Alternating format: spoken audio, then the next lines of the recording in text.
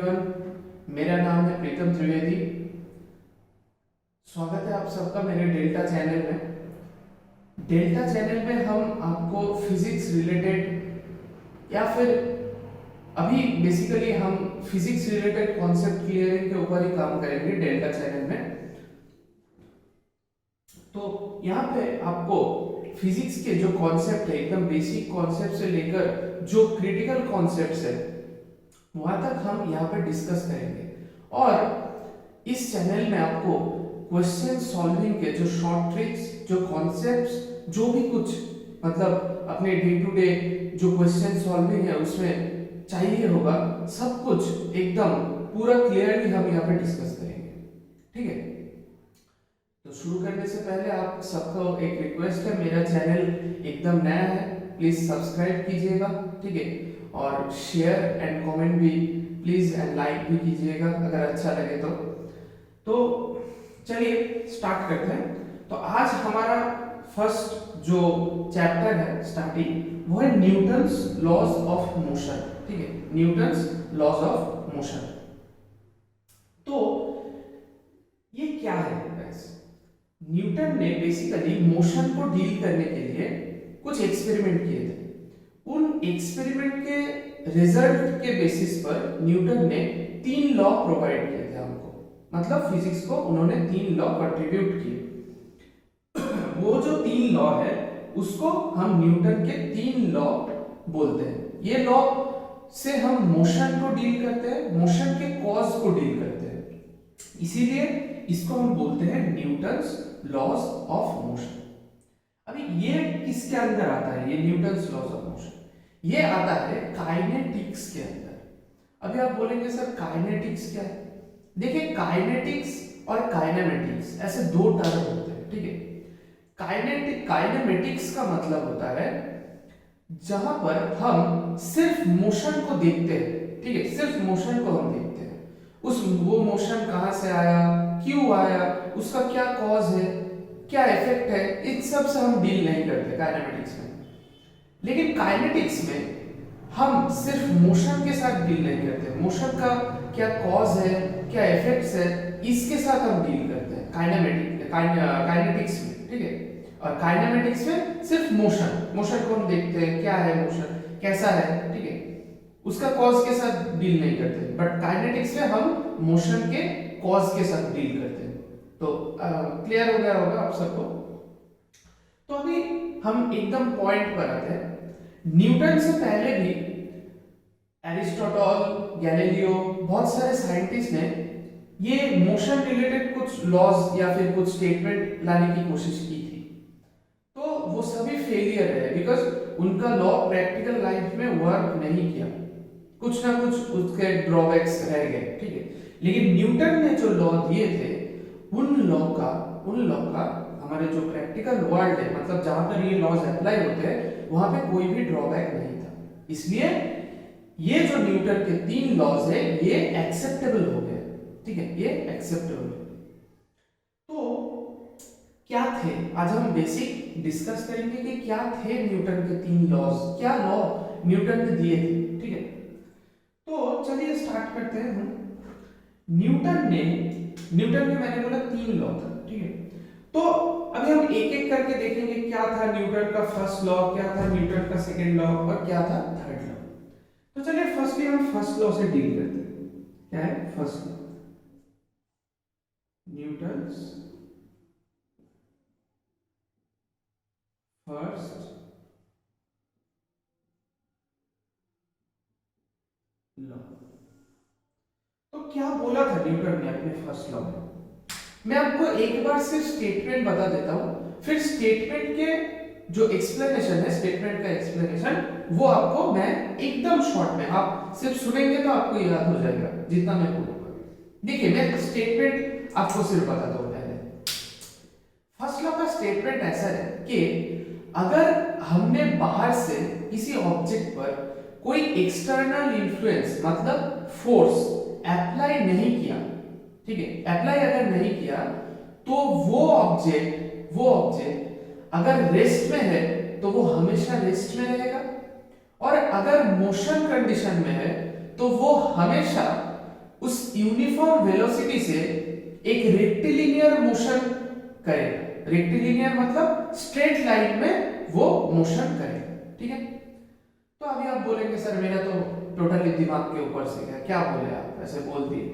तो चलिए अब हम एक्सप्लेनेशन में आते हैं। ठीक है, तो मैंने फर्स्ट क्या बोला कि अगर हम बाहर से कोई फोर्स प्रोवाइड नहीं करते हैं, ठीक है, फोर्स अगर प्रोवाइड हम नहीं करते तो एक ऑब्जेक्ट रेस्ट में है वो हमेशा रेस्ट में रहेगा।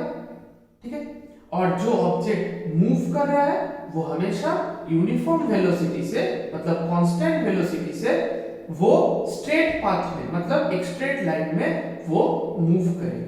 ठीक है, तो इसका मतलब क्या है, आप सिर्फ ये याद रखना, मैं जो अभी शॉर्ट में बोल रहा हूं। देखिए एफ एफ एफ क्या है, एफ एक्सटर्नल, ठीक है, एफ एक्सटर्नल। अगर हमने कोई एफ एक्सटर्नल अप्लाई नहीं किया मतलब एफ एक्सटर्नल का वैल्यू कितना है, 0। ठीक है, एफ एक्सटर्नल का वैल्यू कितना है, 0। तो अगर कोई एक ऑब्जेक्ट जो रेस्ट में है मतलब जिसका वेलोसिटी 0 है, रेस्ट मतलब क्या होता है, वेलोसिटी कितना, 0, वेलोसिटी 0। ठीक है, v इक्वल्स टू 0 है। तो अगर f एक्सटर्नल इक्वल्स टू 0 है और इस कंडीशन में किसी ऑब्जेक्ट का v इक्वल्स टू 0 है मतलब वेलोसिटी, इनिशियल वेलोसिटी 0 है, तो ये ऑब्जेक्ट हमेशा इस रेस्ट कंडीशन में ही रहेगा। ये जो रेस्ट कंडीशन है इस रेस्ट कंडीशन में ही रहेगा। ठीक है, तो v equals to 0 therefore will remain at rest, will remain at rest forever। मतलब अगर f एक्सटर्नल 0 है और कोई इस कंडीशन में कोई ऑब्जेक्ट रेस्ट कंडीशन में है तो उसका टेंडेंसी क्या होगा कि हमेशा मैं रेस्ट में ही रहूंगा, will remain at rest forever. ठीक है, ये उसका टेंडेंसी होगा और वो रहेगा भी। ठीक है, और वो रहेगा।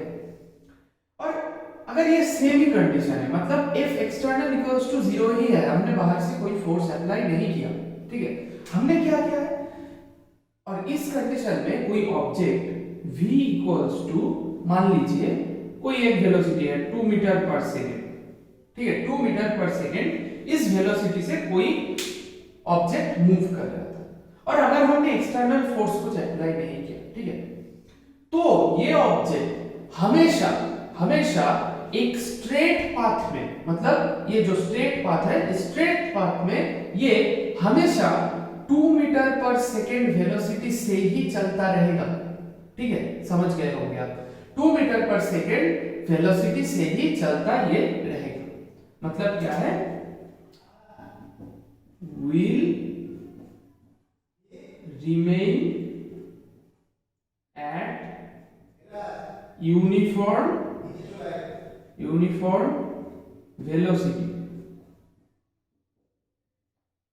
ना, will remain at uniform velocity। ठीक है, अभी क्या हुआ, तो ये हो गया न्यूटन का फर्स्ट लॉ। ठीक है, न्यूटन का ये फर्स्ट लॉ हो गया। फर्स्ट लॉ मतलब अगर तो आप ये इन तीनों इक्वेशन से आप मतलब इन तीनों जो मैंने लिख के दिया है इससे आप समझ जाएंगे। क्या समझेंगे कि एफ एक्सटर्नल अगर 0 है तो जो पार्टिकल जो ऑब्जेक्ट v इक्वल्स टू 0 में था वो क्या है, will remain at rest forever मतलब हमेशा के लिए उसका v इक्वल्स टू 0 ही रहेगा।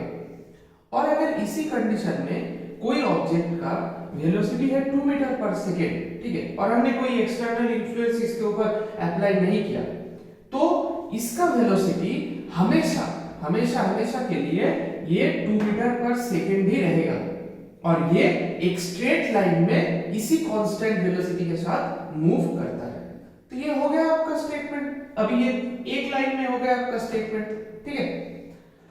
तो होपफुली आप समझ गए होंगे। तो चलिए अब हम सेकेंड लॉ की तरफ बढ़ते हैं, ठीक है। सेकेंड लॉ की तरफ हम बढ़ते हैं। तो चलिए second law, Newton's second law, ठीक है। Newton's second law. अभी सेकेंड लॉ क्या बोलता है, चलिए मैं फिर से एक ही सिस्टम में आपको स्टेटमेंट एक बार बता देता हूं, फिर एक्सप्लेनेशन दे दूंगा। तो सेकेंड लॉ का एक्सप्लेनेशन सुन लीजिए, मतलब एक बार आप स्टेटमेंट सुन लीजिए। सेकेंड लॉ का स्टेटमेंट है, अगर हमने किसी ऑब्जेक्ट पर फोर्स अप्लाई किया है, ठीक है, अगर हमने किसी ऑब्जेक्ट पर फोर्स अप्लाई किया है तो उस ऑब्जेक्ट का जो मोमेंटम है वो चेंज होगा। मतलब क्या, हमने अगर किसी ऑब्जेक्ट पर फोर्स अप्लाई किया है तो उस ऑब्जेक्ट का जो मोमेंटम है वो चेंज होगा, ठीक है। मोमेंटम मतलब क्या, मोमेंटम मतलब है मास इनटू वेलोसिटी। अभी देखिए, अगर ऑब्जेक्ट कांस्टेंट होगा तो उसका मास तो चेंज नहीं हो सकता, मतलब उसका वेलोसिटी चेंज हो रहा है, और वेलोसिटी चेंज होना मतलब ही मोमेंटम चेंज होना। तो इसका मतलब क्या हुआ, अगर हमने कोई ऑब्जेक्ट पर फोर्स अप्लाई किया तो उसका मोमेंटम चेंज होगा। मान लीजिए क्या है, अभी ये जो ऑब्जेक्ट है, ये जो पेन है, ये मेरे हाथ के ऊपर क्या है, रेस्ट पोजीशन पर है, रेस्ट पोजीशन पर। अभी क्या हुआ, तो न्यूटन का फर्स्ट लॉ क्या बोलता है, अगर मैंने बाहर से कोई फोर्स नहीं दिया तो ये हमेशा इसी कंडीशन में रहेगा। आप देख लीजिए, मैं इसको ऐसे पकड़ रहूंगा और बाहर से कोई फोर्स नहीं दूंगा तो ये क्या कभी चलेगा, कभी नहीं चलेगा, ये रेस्ट पर ही रहेगा। लेकिन अगर मैंने इसको बाहर से ऐसे फोर्स दिया, धक्का दिया, इधर से धक्का दे रहा, धक्का, तो देखिए इसका रेस्ट कंडीशन तो नहीं रह रहा है, ये तो मोशन में आ रहा है, ठीक है। मतलब क्या है, इसका वेलोसिटी का चेंज हो रहा है। अगर वेलोसिटी का चेंज होगा तो ऑब्वियसली मोमेंटम का भी चेंज होगा, बिकॉज इसका मास जो है, मास ये तो कांस्टेंट है, मास तो कांस्टेंट है, तो उसका मतलब क्या है, इसका वेलोसिटी चेंज हो रहा है। वेलोसिटी चेंज होने का मतलब इसका मोमेंटम चेंज हो रहा है।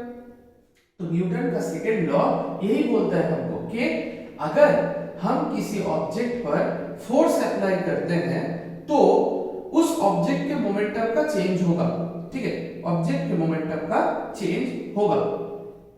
और ये जो ऑब्जेक्ट के मोमेंटम का जो चेंज होगा, ठीक है, आप जानते हैं मोमेंटम एक वेक्टर क्वांटिटी है, मतलब क्या, इसका एक डायरेक्शन होगा, इसका एक डायरेक्शन होगा। आप देखिए, मैंने फोर्स अप्लाई किया किस साइड, इस साइड मैंने फोर्स अप्लाई किया, ये साइड, इस साइड, और इसका वेलोसिटी किस साइड में आया, उस साइड में ही आया। इसका मतलब इसका मोमेंटम किस साइड चेंज हुआ, उस साइड ही चेंज हुआ। तो इसका मतलब क्या है, हम जिस डायरेक्शन में फोर्स अप्लाई करेंगे उस डायरेक्शन में ही मोमेंटम का चेंज होगा, ठीक है। समझ गए उनका मतलब क्या है, अगर हम फोर्स अप्लाई करेंगे तो किसी ऑब्जेक्ट के मोमेंटम का चेंज होगा, और किस डायरेक्शन में होगा, जिस डायरेक्शन में हम फोर्स का एप्लीकेशन कर रहे हैं उस डायरेक्शन में ही उसका मोमेंटम चेंज होगा, ठीक है। समझ गए होंगे आप। तो अभी इसका मतलब क्या है, मान लीजिए यहाँ पे एक ऑब्जेक्ट है, यहाँ पे एक ऑब्जेक्ट है, अभी ये तो रेस्ट कंडीशन में रहेगा। अगर हमने F इक्वल्स टू अगर 0 है, मतलब बाहर से कोई फोर्स अप्लाई नहीं किया, तो ये ऑब्जेक्ट अगर रेस्ट पर है तो ये हमेशा रेस्ट पर रहेगा, है कि नहीं। फर्स्ट लॉ तो हमको यही कहता है। लेकिन अगर हमने बाहर से इसको इस तरफ मान लीजिए 5 न्यूटन, ठीक है, फोर्स मैंने इस पर अप्लाई किया, ठीक है, तो इधर चलने लगेगा ना, इधर चलने लगेगा। मतलब क्या है, इसका जो वेलोसिटी था 0 वो अभी चेंज हो रहा है, वेलोसिटी चेंज हो रहा है। तो वेलोसिटी चेंज हो रहा है मतलब क्या, इसका मोमेंटम भी चेंज हो रहा है, बिकॉज़ मोमेंटम इक्वल्स टू क्या है, मास, इसका मास इनटू इसका वेलोसिटी। तो पहले इसका मोमेंटम क्या था, मास इनटू वेलोसिटी कितना था, पहले 0 था, रेस्ट में था, तो पहले मोमेंटम क्या था, 0। अभी मोमेंटम क्या है, अभी मान लीजिए ये v वेलोसिटी से चल रहा है, तो इसका मोमेंटम क्या है अभी, m इनटू v, इसका ये मोमेंटम है। तो मोमेंटम का चेंज हुआ कि नहीं हुआ? तो स्टेटमेंट के साथ मैच कर रहा है कि अगर हम फोर्स का एप्लीकेशन करेंगे तो मोमेंटम का चेंज होगा। ठीक है, अभी किस डायरेक्शन में चेंज हुआ? ये तो रेस्ट में था, अभी चलने लगेगा किस साइड? इस साइड चलने लगेगा। तो इसका मतलब क्या है? मैंने जिस साइड फोर्स अप्लाई किया ये उसी साइड चलने लगेगा। मतलब क्या? मैं जिस साइड फोर्स अप्लाई करूंगा उसी साइड में इसके मोमेंटम का चेंज होगा, है कि नहीं? यही हुआ है यहाँ पे। ठीक है, तो यही है न्यूटन के सेकंड लॉ का स्टेटमेंट। ठीक है, अभी ये जो सेकंड लॉ है ये हमको बोलता है कि जो ये फोर्स का जो मैग्नीट्यूड है, ठीक है, फोर्स का जो मैग्नीट्यूड है ये एकदम डायरेक्टली डिपेंड करता है किसके ऊपर? Rate of change of momentum के ऊपर। ठीक है, मतलब फोर्स का जो मैग्नीट्यूड है वो डिपेंड करता है किसके ऊपर? Rate of change of momentum के ऊपर। ठीक है, तो rate of change of momentum मतलब आप समझ लीजिए कि पहले पहले अगर, तो मान लीजिए मैं यहां पे लिख रहा हूं, ठीक है, मान लीजिए मैं यहां पे लिख रहा हूं कि एक ऑब्जेक्ट था, ठीक है, एक ऑब्जेक्ट था, मतलब है जिसका इनिशियल वेलोसिटी है u, ठीक है, जिसका मास है कैपिटल M और इनिशियल वेलोसिटी है u। तो फिर क्या हुआ? m एक ऑब्जेक्ट है, m, उसका इनिशियल वेलोसिटी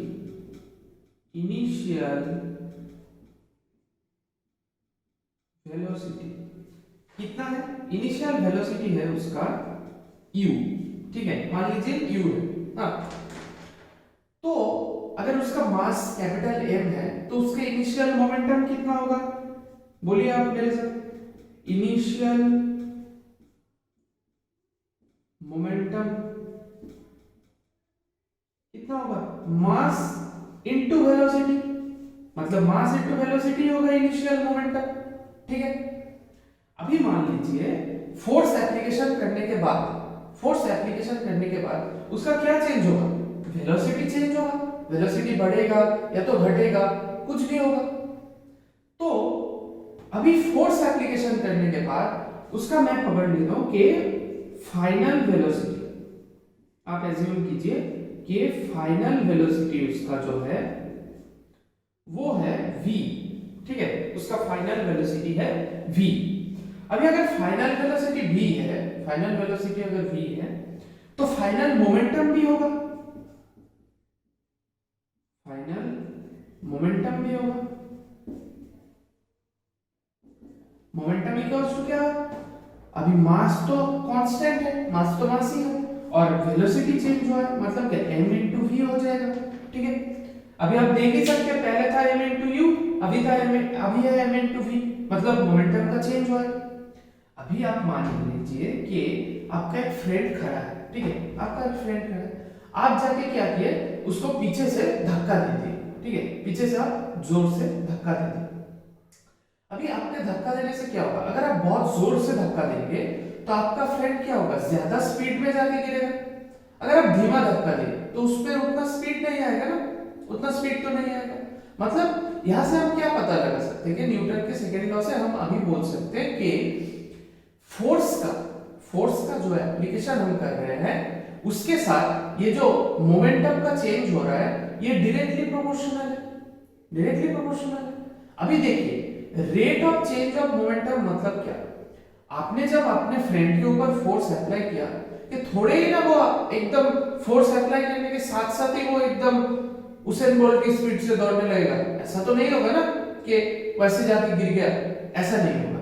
उसको वो वेलोसिटी आने में टाइम लगेगा, थोड़ा तो टाइम लगेगा। अब धीरे धक्का देंगे जोर से, टाइम तो लगेगा, वो एकदम पीक वेलोसिटी रीच करने में लगेगा कि नहीं लगेगा। तो मैंने पकड़ लिया, मान लीजिए कि ये जो मोमेंटम का चेंज है, इनिशियल ये था, फाइनल ये है, इस मोमेंटम के चेंज में टाइम लगा है t, ठीक है, टाइम लगा है t। तो अभी हम क्या बोल सकते हैं कि rate of change of momentum, इस बात का मतलब क्या है? Rate of change of momentum, rate मतलब किसी चीज का भी रेट मतलब है उस क्वांटिटी को मास से उस क्वांटिटी को उसके टाइम से डिवाइड कर देना, ठीक है, उस क्वांटिटी को टाइम से डिवाइड कर देना, मतलब यूनिट टाइम में कितना चेंज हो रहा है। ठीक है, अभी पकड़ लीजिए, अगर टी टाइम में mu से mv होता है, मतलब चेंज क्या है, mv माइनस mu, ये कितना हुआ टी टाइम में। अभी यूनिट टाइम में कितना होगा, यूनिट टाइम में कितना होगा, mv minus mu by T. इसी को हम क्या बोलते हैं, ये हो रहा है क्या, मोमेंटम का चेंज पर यूनिट टाइम में, तो इसको हम क्या बोलते हैं, rate of change of momentum. ठीक है, समझ गए होंगे, rate of change of momentum. तो न्यूटन का सेकंड लॉ हमको बोलता है कि ये फोर्स जो है, फोर्स का जो मैग्नीट्यूड, ये डायरेक्टली प्रोपोर्शनल है rate of change of momentum के साथ।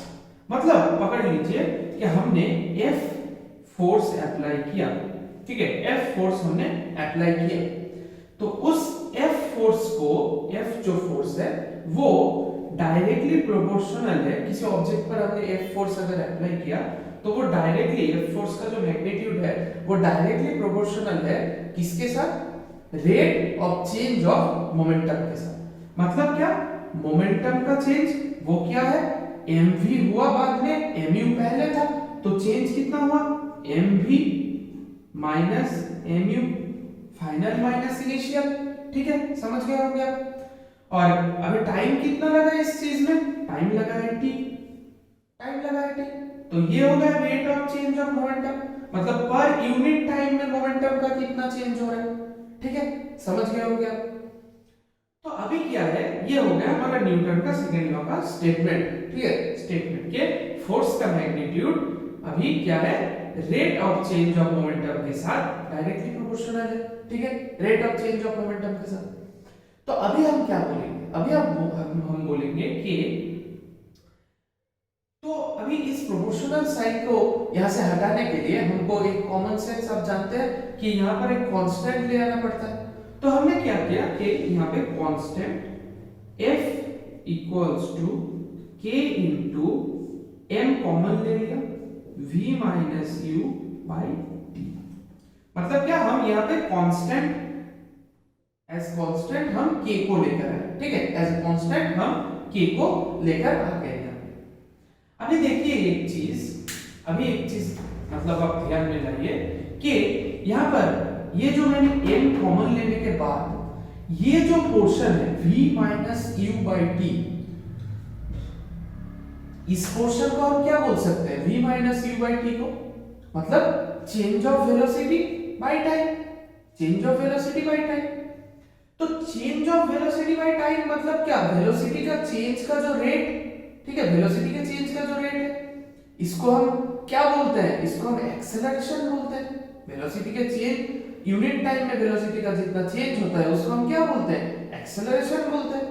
अब जानते होंगे एक्सेलरेशन बोलते हैं उसको। तो अगर एक्सेलरेशन बोलते हैं तो हम यहां पर ये लिख सकते हैं ना, F equals to k into m into a, ये लिख सकते हैं हम, देख लीजिए, ये लिख सकते हैं k into m into a, obviously लिख सकते हैं। तो अभी क्या होगा, अभी आप बोलेंगे सर ये k कितना है, मास तो हम कैलकुलेट कर लेंगे, एक्सेलरेशन कितना है वो भी हम कैलकुलेट कर लेंगे, तो ये k का वैल्यू कहां से मिलेगा। ठीक है, तो इस k का वैल्यू निकालने के लिए न्यूटन ने और एक एक्सपेरिमेंट किया। क्या एक्सपेरिमेंट, उन्होंने क्या किया, उन्होंने एक object per unit force apply किया, मतलब एक ऑब्जेक्ट पर उन्होंने यूनिट फोर्स अप्लाई किया, यूनिट मतलब एक, ठीक है, एक यूनिट फोर्स अप्लाई किया, और ऑब्जेक्ट का जो मास है उसको उन्होंने, उसको भी यूनिट रखा, मतलब ऑब्जेक्ट का जो मास है वो एक यूनिट मास है, ठीक है, एक है उसका मास। तब उन्होंने जाके देखा कि उस ऑब्जेक्ट में जो एक्सेलरेशन जनरेट हो रहा है उसका जो मैग्नीट्यूड है वो भी 1 है, वो भी 1 है, मतलब यूनिट है। सॉरी, तो यहां से न्यूटन के इस एक्सपेरिमेंट से हम क्या लिख सकते हैं, आप मुझे बोलिए क्या लिख सकते हैं। ये लिख सकते हैं ना हम कि अगर उन्होंने यूनिट फोर्स अप्लाई किया था तो F इक्वल्स टू कितना हुआ, 1, ठीक है। अभी अगर ऑब्जेक्ट का मास भी यूनिट था तो m इक्वल्स टू कितना हुआ, 1, और अगर एक्सपेरिमेंट वाइज ऑब्जेक्ट में एक्सेलरेशन भी यूनिट आया था तो उसका एक्सेलरेशन का मैग्नीट्यूड कितना हुआ 1। अभी हम इन तीनों 1 को ले जाके इस इक्वेशन में बिठा सकते हैं कि नहीं? बिठा सकते हैं यहाँ पे, तो बिठा देते हैं, देखते हैं क्या होता है। तो f की जगह में मैंने क्या लिख दिया 1 equals to k into m कितना है 1 और a का वैल्यू कितना है वो भी 1। तो अभी देखिए सभी 1, ठीक है। तो अब जानते ही होंगे तो यहां से k का वैल्यू कितना निकल जाएगा k इक्वल्स टू 1, ठीक है। अभी इस k इक्वल्स टू 1 को ले जाके हम यहाँ पे अप्लाई कर सकते हैं k इक्वल्स टू 1 को ले जाके। अगर हम यहाँ पे k इक्वल्स टू 1 को अप्लाई करते हैं तो आप यहाँ से देख सकते हैं f इक्वल्स टू कितना आ जाएगा 1 into m into a, therefore और f equals to m a, ठीक है, f equals to m a। तो ये है मदर इक्वेशन, ठीक है, जो मैकेनिक्स है, ठीक है। ये न्यूटन्स लॉज ऑफ मोशन किसमें आता है? ये मैकेनिक्स का बेस है। मैकेनिक्स मतलब क्या? मैकेनिक्स एक ऐसा चीज है जहां पर हम फोर्स के कॉज मतलब मोशन के कॉज और इफेक्ट और मोशन के ऊपर फोर्स का जो इफेक्ट है उसको स्टडी करते हैं। मतलब mechanics is a branch of science जहां पर हम फोर्स को लेकर स्टडी करते हैं, ठीक है। तो देखिए ये आ गया हमारा force equals to F equals to m into a। तो ये है हमारा मैकेनिक्स का मदर इक्वेशन, ठीक है। इसको आपको याद रखना है। तो आप समझ गए F इक्वल्स टू m कहां से आया? होपफुली आप समझ गए होंगे F इक्वल्स टू m कहां से आया। तो चलिए, तो अभी हमारा सेकंड लॉ का काम खत्म हो गया। तो अभी मुझे आप एक बात बोलिए तो, ठीक है, अभी एक बात बोलिए। यहां पर मैं एक ऑब्जेक्ट ड्रॉ कर रहा हूं आपके लिए, ठीक है। यहां पर एक ऑब्जेक्ट ड्रॉ किया, एक ऑब्जेक्ट है, मान लीजिए इसका कोई मास है, इसका कोई मास है। तो अगर मान लीजिए हमने इस साइड से इस ऑब्जेक्ट के ऊपर 5 न्यूटन फोर्स अप्लाई किया, ठीक है, और इस साइड से भी 5 न्यूटन फोर्स इस ऑब्जेक्ट पे हमने अप्लाई किया, same amount of force apply किया। तो अभी आप बोलिए इसका क्या मोशन आएगा? इसका मोशन आएगा? नहीं आएगा, क्योंकि ये फोर्स और ये फोर्स, इन दोनों फोर्स के जो इफेक्ट है वो जो खुद को न्यूट्रलाइज कर देंगे, तो अल्टीमेटली ये बॉडी किस में रहेगा? रेस्ट कंडीशन में रहेगा, ठीक है, रेस्ट कंडीशन में रहेगा। और अगर ये बॉडी कुछ वेलोसिटी से, मान लीजिए 2 मीटर पर सेकंड वेलोसिटी से ये बॉडी इस साइड मूव कर रहा था, तो इसका वेलोसिटी का कोई चेंज होगा? कुछ भी चेंज नहीं होगा, क्योंकि अल्टीमेटली इस पे तो कोई भी नेट फोर्स नहीं लग रहा है ना, कुछ भी तो फोर्स अल्टीमेटली नहीं लग रहा है, क्योंकि ये जो फोर्स है ये तो इंडिविजुअल के जो इफेक्ट है उसको तो न्यूट्रलाइज कर रहा है, तो अल्टीमेटली कुछ भी नहीं होगा, यहाँ पे कुछ भी नहीं होगा। तो वो बॉडी 2 मीटर पर सेकंड वेलोसिटी से ही चलता रहेगा, और अगर रेस्ट में है तो रेस्ट में ही रहेगा। तो इसका मतलब क्या है? अभी जो इतने टर्मिनोलॉजी मैंने यूज किए, ठीक है, ये जो F मैं बता रहा हूं या फिर यहाँ पे जो F मैंने बताया है, ठीक है, ये जो F है, ये F और कुछ नहीं बल्कि ये F अनबैलेंस्ड फोर्स है। मान लीजिए, मतलब ये समझ लीजिए कि F एक्सटर्नल ये एकदम पर्टिकुलरली मैं बोल रहा हूं, ये अनबैलेंस्ड फोर्स होना जरूरी है। मतलब अनबैलेंस्ड मतलब क्या? अभी यहां तो फोर्स तो बैलेंस हो गए ना, अभी यहां तो फोर्स तो बैलेंस हो गए। अनबैलेंस मतलब क्या? अगर आप इस साइड से 5 न्यूटन दे रहे हैं और इस साइड से आप 2 न्यूटन दे रहे हैं, ठीक है, इस साइड से आप 2 न्यूटन दे रहे हैं, तो मतलब क्या? इस साइड का फोर्स ज्यादा हुआ, तो ये ऑब्जेक्ट पर अभी जो फोर्स लगेगा उसका मैग्नीट्यूड कितना होगा? 3 न्यूटन। मतलब 5 न्यूटन इधर, उसमें से जो 2 न्यूटन का इफेक्ट है उसको ये न्यूट्रलाइज कर रहा है, तो अभी भी तो रह गया ना, अभी भी तो इसका मैग्नीट्यूड 3 न्यूटन ज्यादा है। तो इस बॉडी के, इस ऑब्जेक्ट के ऊपर जो इफेक्ट होगा वो 3 न्यूटन फोर्स की वजह से होगा। तो इसका मतलब क्या है? एक बॉडी पर हम इफेक्ट तभी देख सकते हैं जब एक बॉडी पर हम मोशन, बॉडी के मोशन के ऊपर हम इफेक्ट तभी देख सकते हैं जब उस पर हम कुछ amount of unbalanced net force apply करेंगे, ठीक है, अनबैलेंस्ड नेट फोर्स हम अप्लाई करेंगे। तो मान लीजिए सिर्फ फोर्स अप्लाई करने से ही नहीं होगा, हमको अनबैलेंस्ड फोर्स अप्लाई करना होगा, ठीक है। तो ये लैंग्वेज भी आपको यहाँ पे क्लैरिफाई करना पड़ेगा, ठीक है। तो हो गया हमारा इतना काम तो हो गया, तो आप समझ ही गए होंगे, इतना काम तो हमारा हो गया है। तो चलिए अभी इतने को यहाँ पे रखते हैं, अभी न्यूटन्स थर्ड लॉ में चलते हैं हम, ठीक है। न्यूटन्स हम थर्ड लॉ में यहाँ से चलते हैं। तो चलिए देखते हैं न्यूटन्स थर्ड लॉ में क्या है, क्या हुआ था या फिर क्या होगा न्यूटन्स थर्ड लॉ में क्या होगा।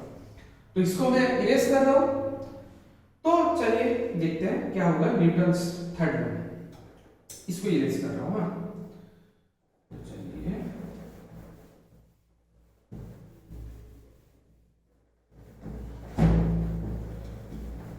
ये जो मैंने अभी लिखा आप देखे होंगे, अगर कोई एक वो जो होता है ना tug of war, tug of war जो होता है हम जो खेलते हैं वो रस्सी को खींचना, कुछ लोग उस साइड खींच रहे हैं कुछ लोग इस साइड, अगर दोनों साइड में सेम फोर्स से वो लोग खींच रहे हैं तो क्या होता है अल्टीमेट रस्सी कहीं किसी साइड में नहीं जाता, एक अपनी जगह पे ही खड़ा रहता है।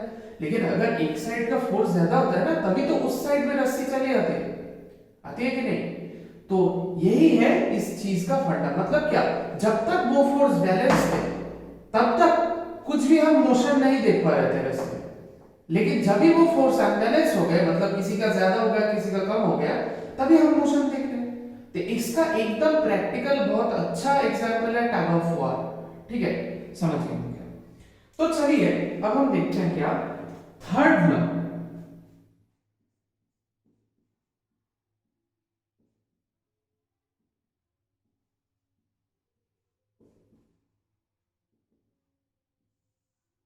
न्यूटन्स थर्ड लॉ, अभी देखिए थर्ड लॉ हम चलते फिरते हर एक जगह एक्सपीरियंस करते हैं, ठीक है, हर हर जगह एक्सपीरियंस करते हैं। जैसे कि मैं अभी एक्सपीरियंस करके आया, मैं आ रहा था, मेरा जो स्टेयर्स है उसमें मेरा पैर धड़ाम से लगा, ठीक है, एकदम बहुत जोर से लगा, मैंने उस पर एकदम गलती से किक कर दिया उस स्टेयर्स पे। तो स्टेयर्स पे किक करने के बाद स्टेयर्स को कितना लगा ये तो मैं नहीं जानता, लेकिन मुझे बहुत लगा है, ठीक है, मुझे बहुत पैरों में बहुत अभी भी दुख रहा है। तो चलिए मतलब क्या मैं बोलना चाह रहा हूं आप समझ जाएंगे अभी। तो न्यूटन ने अपने थर्ड लॉ में बोला है कि every action has its equal and opposite reaction, ठीक है, मतलब क्या है, एवरी, मैं स्टेटमेंट बता रहा हूं आपको, एवरी एक्शन, ठीक है, ब्रैकेट में मैं फोर्स लिख रहा हूं, has its equal and opposite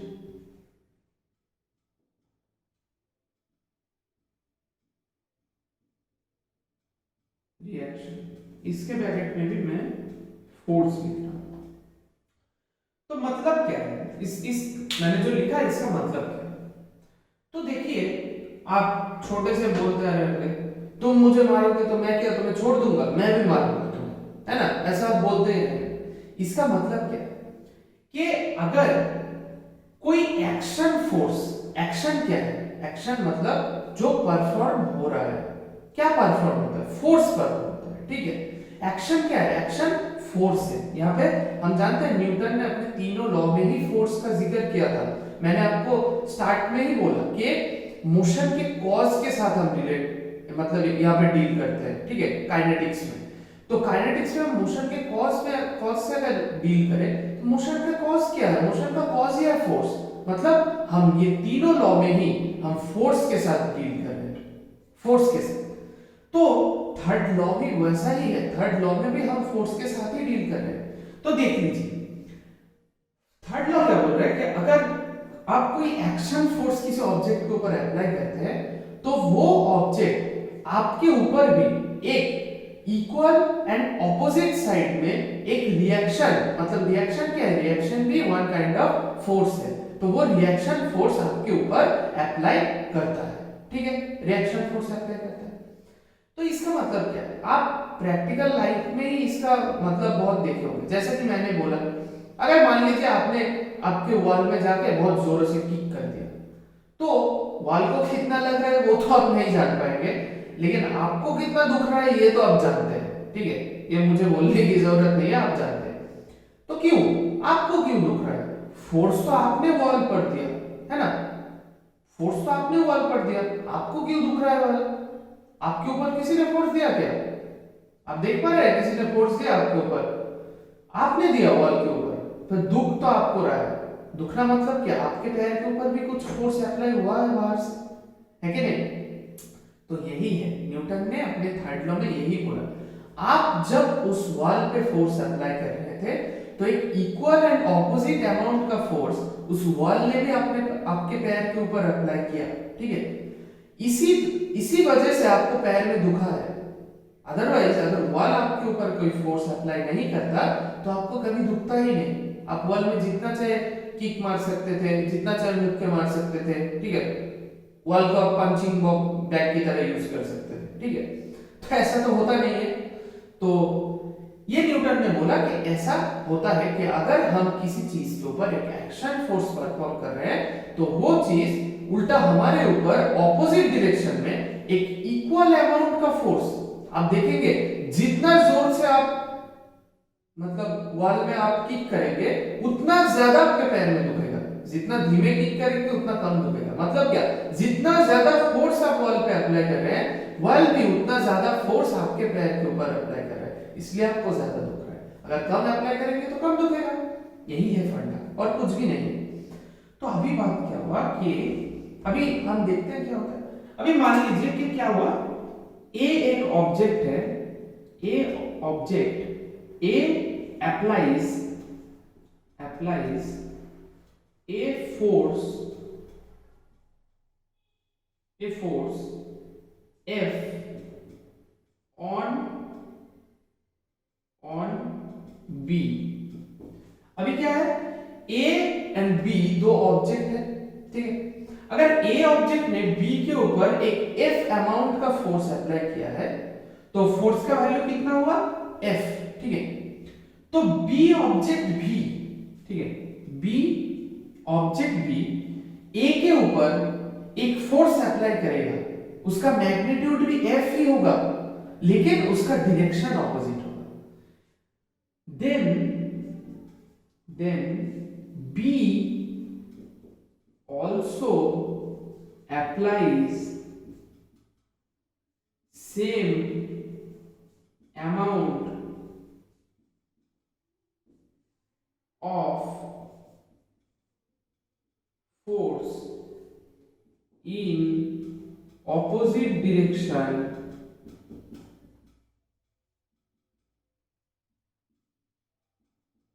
on on A. Therefore force on A due to B equals to minus F vector. Minus क्यों? माइनस है डायरेक्शन के लिए। इससे हम क्या समझाना चाहते हैं कि ये इसका जो मैग्नीट्यूड है इसका मैग्नीट्यूड भी सेम है लेकिन डायरेक्शन ऑपोजिट है, ठीक है? तो ये हो गए न्यूटन के तीनों लॉ, ठीक है? तीनों ये न्यूटन के लॉ हो गए। अभी इससे ज्यादा आपको कुछ भी नहीं लगेगा यहाँ पे, तो इतना है मैक्सिमम, ठीक है? इतना मैक्सिमम। तो अभी मैं आपको एक एक्स्ट्रा चीज बताने जा रहा हूँ। इतना तो आप समझ गए होंगे कि न्यूटन थर्ड लॉ कहाँ पे अप्लाई होता है, सेकंड लॉ कहाँ पे अप्लाई होता है, आप समझ गए होंगे, ठीक? तो एक चीज आप समझ लेना कि तो न्यूटन का फर्स्ट लॉ हमें क्या बोलता है? न्यूटन का हमें फर्स्ट लॉ बोलता है मोशन जेनरेट होने का कॉज क्या है। क्यों?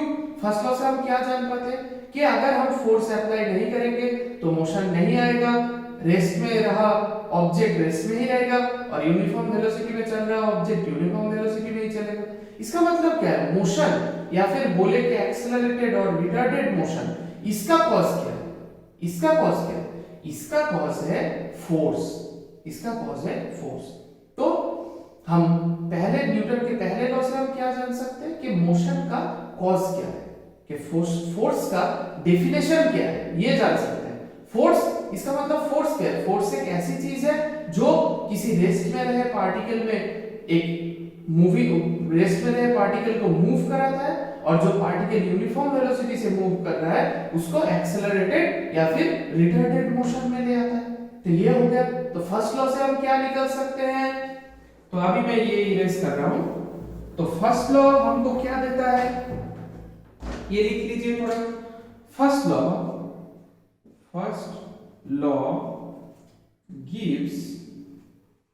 gives definition of force। ठीक। Number 2, second law gives magnitude and direction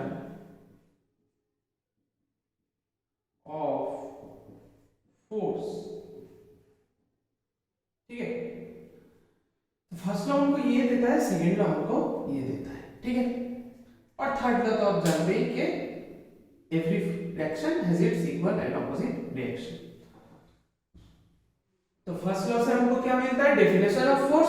second law से हमको क्या मिलता है, magnitude and direction of force. वो आपने देखा होगा कि सेकेंड लॉ से ही तो हम F इक्वल्स टू ma निकाले ना, F equals to m into a।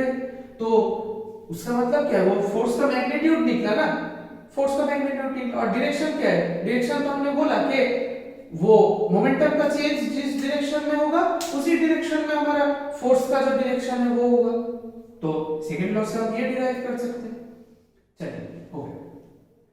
अभी एक और चीज आपको लिखना है, क्या, ये न्यूटन के जो ये लॉज है ये अप्लाई होते हैं। ठीक है। हम जो मोशन देखते हैं हमारे डे टू डे लाइफ में उसमें ये अप्लाई होता है। ठीक है। उसमें ये अप्लाई होता है कि कोई कार जा रही है उसमें अप्लाई होता है, या फिर हमारे जो अर्थ में मतलब जो कुछ भी हम नेचुरल जो मोशन देखते हैं उसमें ये अप्लाई होता है। लेकिन न्यूटन के ये जो लॉज ऑफ मोशन है ये दो जगह में अप्लाई नहीं होते। ठीक है। दो जगह में ये अप्लाई नहीं होते ये लॉज। कहां कहां, ठीक है, कहां कहां, तो देखते हैं कहां कहां पर। इतना तो आपने लिख लिया होगा, अभी देखते हैं कहां पर न्यूटन के लॉज अप्लाई नहीं होते। तो क्या है,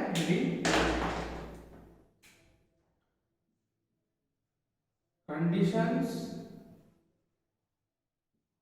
where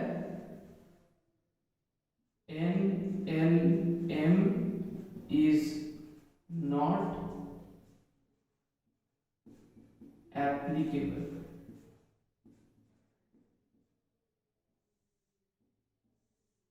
NLM मतलब क्या, NLM मतलब है न्यूटन्स लॉज ऑफ मोशन। ठीक है। न्यूटन्स लॉज ऑफ मोशन मतलब क्या, कहां कहां पर न्यूटन्स के लॉज ऑफ मोशन एप्लीकेबल नहीं होंगे। तो ये आप लिख लीजिए। एक नंबर ऐसे दो कंडीशन है।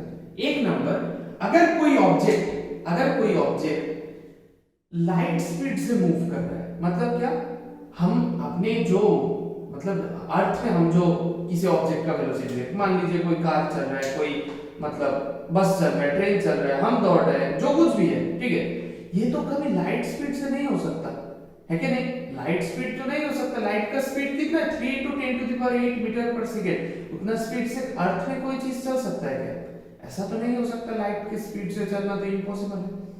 तो जब तक कोई ऑब्जेक्ट का वेलोसिटी लाइट के स्पीड से रिलेटेबल, मतलब लाइट के स्पीड से हम उसको मैच करने की जगह में नहीं चले जाते, या फिर लाइट स्पीड की इक्वल नहीं हो जाता वो, तब तक Newton's laws of motion applicable होंगे। ठीक है।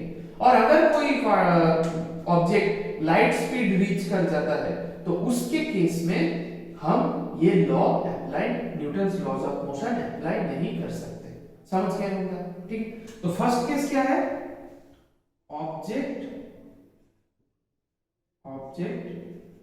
मूविंग विथ लाइट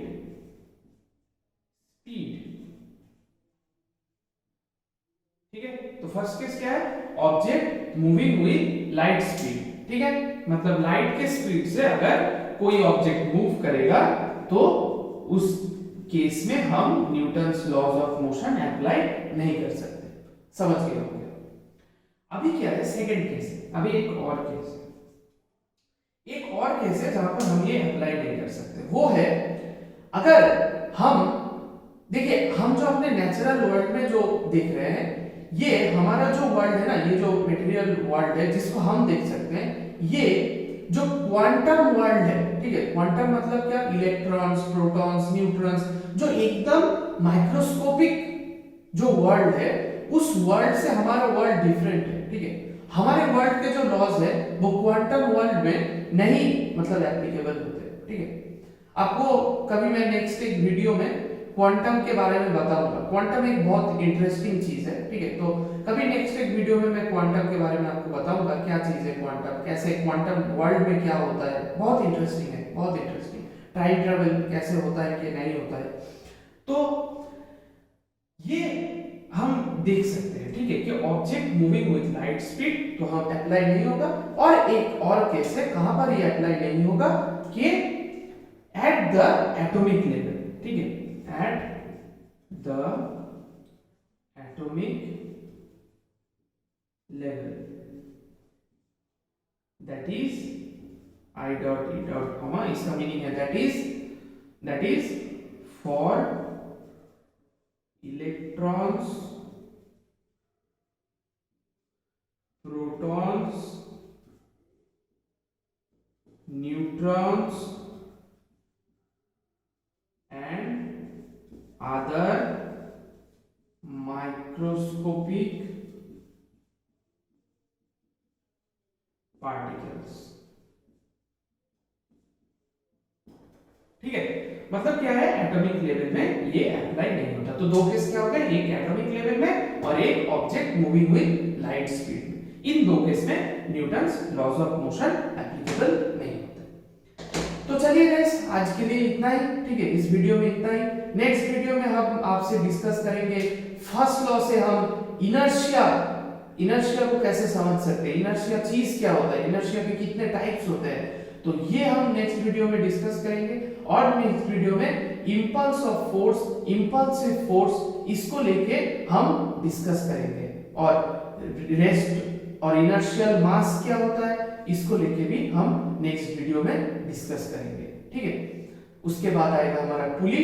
ये एक एक टॉपिक करके हम चैप्टर कवर करते रहेंगे। चलिए, थैंक यू गाइस। अगर वीडियो अच्छा लगा तो सब्सक्राइब कीजिएगा मेरे चैनल को और लाइक एंड कमेंट भी जरूर कीजिएगा। आपके कमेंट से मुझे पता चलता है कि मेरी गलतियां, खामियां कहाँ पर है, और आपके लाइक से मुझे मोटिवेशन मिलती है। तो प्लीज ये कीजिएगा। ठीक है, and do share. Thank you.